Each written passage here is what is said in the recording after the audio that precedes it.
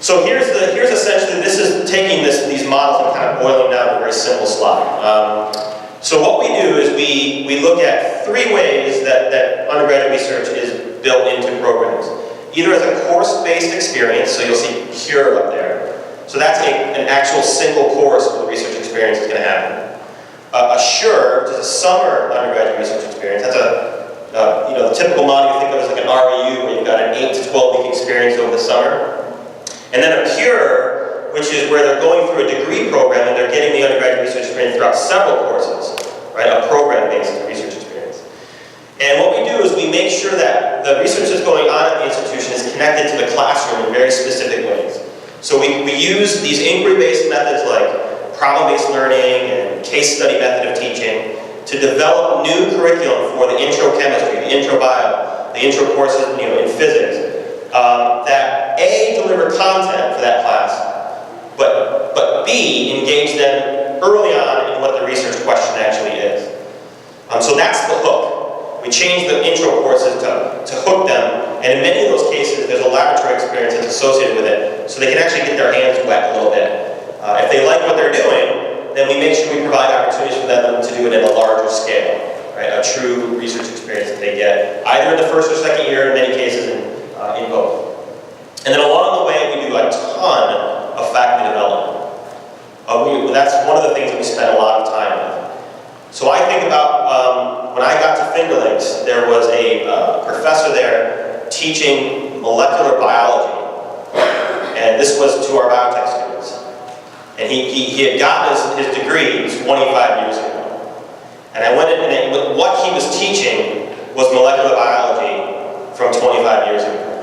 And I don't blame him, right? He's been disconnected from that field for so long that the contemporary methods, he just hadn't caught up with it yet. So we make sure that not only with the research methods are we doing a lot of faculty development, but also with the teaching methods that I just talked about. So we run workshops on laboratory-based techniques and field methods and all these things so that they can get those contemporary techniques that they need for their research.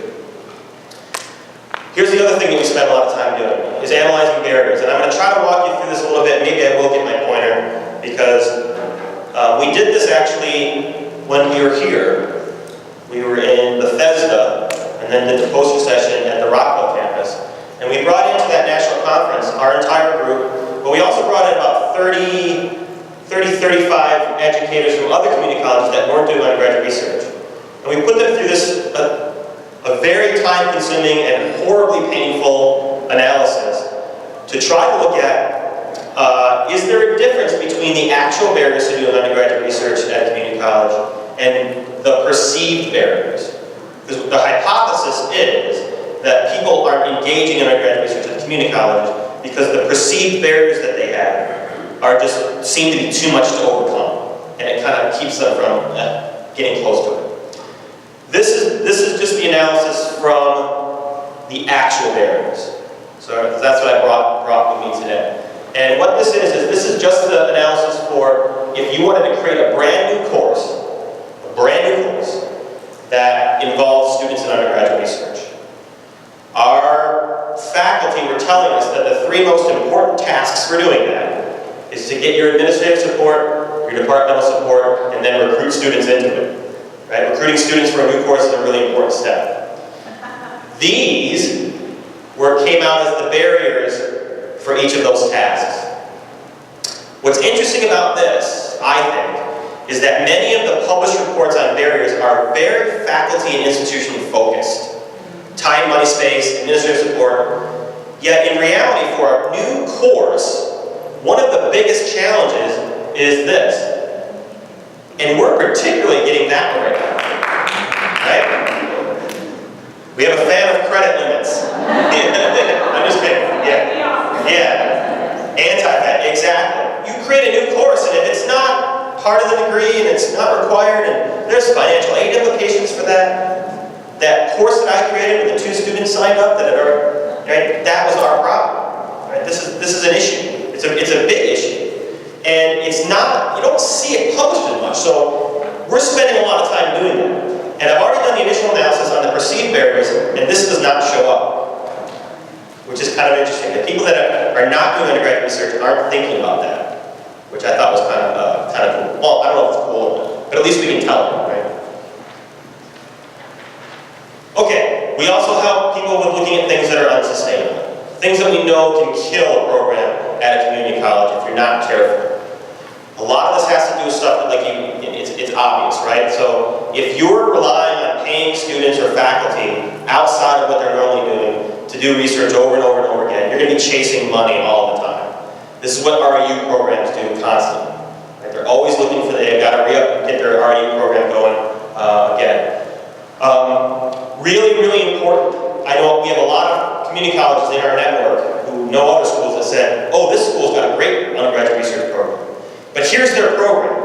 They find 8 really good students, and they send them across the street to the R1 institution that's right across the street. They go there for a summer, and then they come back. Well, that sounds great to me, but that's not your undergraduate research program, right? That's their undergraduate research program. So we work really hard on making sure that when people are building programs, that they're thinking about how we're going to do that in-house. How do we keep it inside? It's important for building the growing that program if it's done in-house. Obviously stuff like you've got to have, although I learned there's what, 2 NMRs in the... Yeah, there's like a $500,000 piece of equipment apparently in this beautiful new building there, right? And then also disconnected from the regular academic program. So if you've got a research project that you can't connect up to a course that you're teaching, that can be very unsustainable. It's unsolvable. All right, so let's look at a case study. We look at our partners all the time and we say, which ones do we think are set up for success? We've done a lot of work on looking at what are the important elements for successful programs. And things like having a plan. Having an actual strategic plan, not just winging it, but a real long-term strategic plan. Having these top-down drivers. Is it an administrative priority? If people tell me, oh, well, the reason why we don't do undergraduate research at our community college is we don't have the money. Well, that's not true. That's not true. And don't let people tell you that. It's that the money that you're spending is being spent on priorities other than undergraduate research. That's the answer, right? We just paid a consultant at our institution, this is no lie, to work on our logo. I could have run my research class for 5 semesters with the money we paid that one individual to make sure that the green was the right color. Now, I'm making fun. Our logo is beautiful. I love our logo. But the point is that if they tell me that I'm never going to allow anyone to give me that answer, that we don't have the money for it, you're lying. If we don't have the money for it, then we're not an institution because we have no money. We do have the money for it, right? So top-down drivers, is it a priority of your institution, is really critical. Is it embedded? It says there, CCR faculty development. Partners who have taken advantage of our faculty development. The guy on the right has been at every single event we've ever offered. He is faculty developed through the roof, right? We know that these things are important, and we have about 5 institutions that really hit all of these, and Volunteer State is one. They're in Tennessee. The team that I'm showing you here, the 3 students, just got back from the regional ACS meeting. They entered their poster in the organic chemistry group. There were 80 posters presented in that group. 1 from a community college, that was Vol State, and they won, right? And I just listed some of the universities that were there just so you can see some of the names. This was a big deal. Now, why? Why were they so successful? Because Paris Powers, who's on the right there, is very engaged in research, but it's all focused with students. And he's got all that stuff on the right? The top-down support, he's fully engaged in the network, he's got lots of collaborators now, and that gets back to the students. And they did this study that was unbelievable, and I can't even understand the poster. I tried. So if you're a chemist and if you come up and ask me what was the research on, forget it. I'll have to send you a link. We evaluate all the time. We evaluate on 3 levels. It's not just looking at impact on students.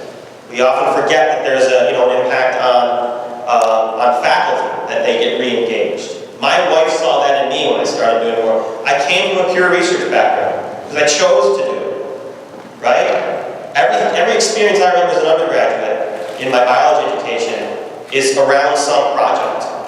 I do not remember a single lecture given to me in general bio or intro bio at Bucknell University. I can't remember one. But I do remember counting rings on scales from NASA groupers that were collected in Belize, and I just remember that project. So we look at not just students, but faculty and actually institutions as well. We have Washington State University is our evaluator. There's a whole group there that's experts on this stuff. So we partner with them and pay them a lot of money to help us analyze all this data that we're generating and cranking out. And we're pretty pleased, very pleased with the results, obviously, so far. Plenty of places for you to see us if you want us to check out more. Obviously, we've got a website. It's pretty static. I'll warn you, it's static. But there is, we do have a calendar on there so you can see what our events that we're holding that are coming up next. Our Facebook page, for whatever reason, seems to get the most traffic. It's also the most updated because we have somebody that does that pretty regularly. So everything that happens kind of just spits out at you through Facebook. We got LinkedIn and things like that, so you can kind of look at that. But I wanted to finish up, actually, before we do questions, with talking to the administrators. And this worked for me, and